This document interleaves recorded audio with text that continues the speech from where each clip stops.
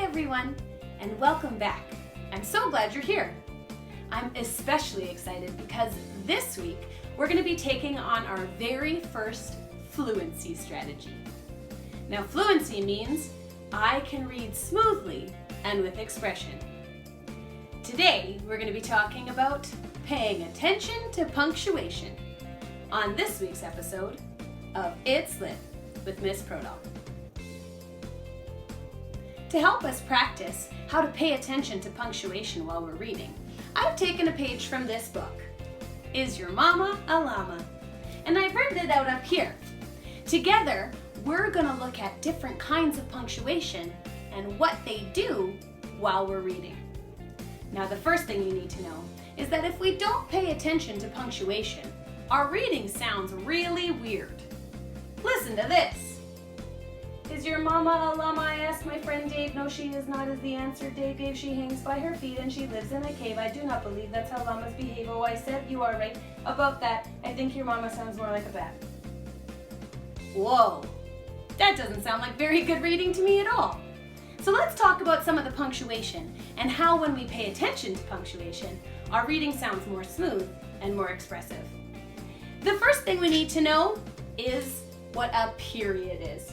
Now, we've talked about this before, but let's take a look. A period looks like this. It's a dot at the end of a sentence. Now, when we get to a period, we have a really important job. We have to stop and take a breath. So every time we see a period, we're going to stop. Let's take a look for any other periods. Here's one. Here's another. More.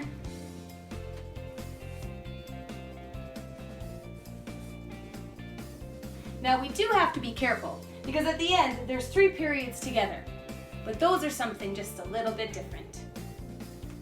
So if we're reading and every time we see a period we stop and take a breath, it's going to sound a lot better. Let's just read the first part again to see if it made a difference. Is your mama a llama? I asked my friend Dave. No, she is not, is the answer Dave gave. Already, it's easier to understand. Now, let's talk about some of the other punctuation. In our first sentence, we have a question mark. Now, you'll notice the question mark still has a period kind of attached to it. That means we still have to stop and take a breath.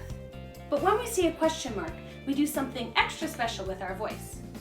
When we're asking a question, usually our voice goes up at the end. So I'm going to draw an up arrow. So our voice should sound like this. Is your mama a llama? I asked my friend Dave. Oh, that's another thing. When you hit a period, your voice should go down. Is your mama a llama? I asked my friend Dave. That tells us it's the end. Next up, we have commas. Commas are these silly little things like here that hang down in between some words. Now, they're not the same as a period. They don't mean stop completely, but you should leave a small pause. Don't read straight through. Take a little break in between. So in this sentence, it would sound like this. No, she is not, is the answer Dave gave. Just a little pause anytime you see a comma. Let's see if there's any more commas that we should be aware of. One here, one here, and that's it. All right. The next punctuation that we're going to pay attention to are these funny little quotation marks. Now, quotation marks kind of look like commas, except they're up in the air, and there's 2 of them on each side. Now, quotation marks tell us that someone is talking. So anytime you're reading something between quotation marks, you should read it as if someone is talking. We add expression when we think it's someone's voice. So we have quotation marks here, and here, here, and here, and here. Boy, there's a lot of people talking on this page. So when we see the quotation marks, we try to read that section together and we try to add expression. Is your mama a llama? My voice went up for the question mark. I asked my friend Dave. No, she is not, is the answer Dave gave. She hangs by her feet and she lives in a cave. I do not believe that's how llamas behave. Oh, I said, you are right about that. I think that your mama sounds more like a...